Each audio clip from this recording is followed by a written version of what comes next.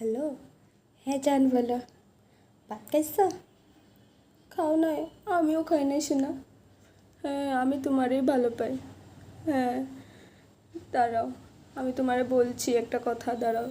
আমি না সত্যি তোমাকেই ভালো পাই, মা শুনবো, তাই আস্তে আস্তে বললাম।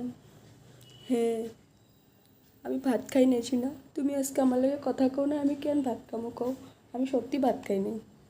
এই যে মহারানী একতলা ভাত খাইয়া যে বয়া রয়েছে সেখানে ফোন লয়া বাসনটা কে ধুবো?